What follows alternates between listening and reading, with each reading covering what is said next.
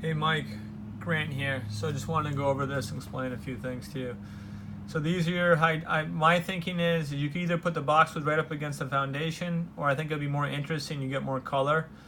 If we put some dwarf type of hydrangeas that are along the front of the house, these are guaranteed to flower. They're not the blue hydrangeas that only flower half the time. These are hydrangeas that stay dwarf and they guarantee to flower every year. So they bloom for almost 3 months.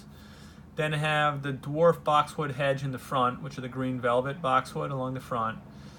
Choice of perennials in here, couple ornamental grasses similar to the picture that you sent over. Option for a tree off the corner over here. Okay, and then a green mountain boxwood, which is a pyramidal shaped boxwood in the corner. All right, so relatively simple, clean, kind of what I think is what you're going for.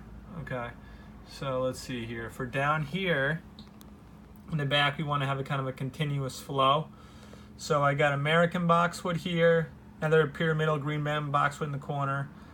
I don't think you should put stepping stones through here. The amount of times you're going to go back there and hook up to the water makes more sense just to literally walk through the bed than having stepping stones, which is going to mess up where you can put the plants in the bed.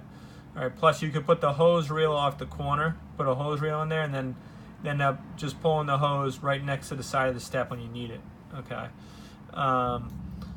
Stepping stones off the entrances of the patio, kind of as you've seen in some of my pictures online. I think that's a good idea. Okay. Possibly a tree here. You have a pear tree down here. I'd say next year, next spring, maybe transplant that.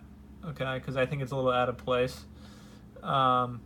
Then more green velvet, but slightly bigger green velvet boxwoods going through here, marking kind of the corners. Those are evergreen. And then lots of color, because this is more of a summer entertainment area, with allium and liriope in the front. So it's a very clean, crisp look. You could go look at a few houses we've done with that sort of look if you want, but it is a really nice look. Then two beautiful tree hydrangeas, which again bloom most of the summer into the fall. Nepeta here, which is literally like the longest blooming perennial you can buy. All right, so everything's relatively low because we don't want to block all those walls, which you just spent all that money putting in. And I think that would be nice to have kind of a layered effect as you're going up. Okay. Heuchera, which is a shade, kind of half shade, half sun perennial.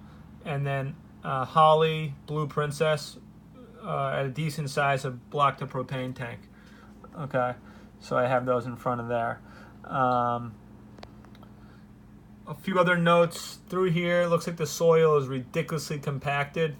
So you'll notice I had a line item for using like a rototiller attachment to run through there and break up the compaction. When we were there taking measurements, the masons were still working. So we'd like to come back and check to see how the masons left the site. I'm assuming they're done by now. If they are, then we can see, how clean it is and how much work it's going to take us for due preparation before we start.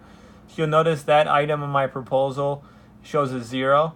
And of course, when I come back and take a look at it, if this proposal looks good, we'll come back, take a look at it, and give you an actual cost for the preparation of what's involved based on how the previous company left it. Okay.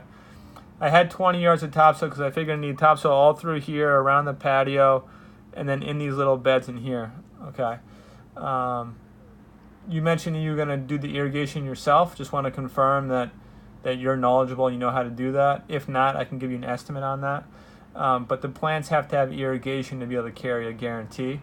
Okay, and then it has to be done in a way where your rotary heads are spraying only for your lawn and not spraying onto the planting beds, because you'll kill all your plants when you try to water your plants that are designed for the lawn. The lawn has a higher frequency. Your plants will have a less of a frequency.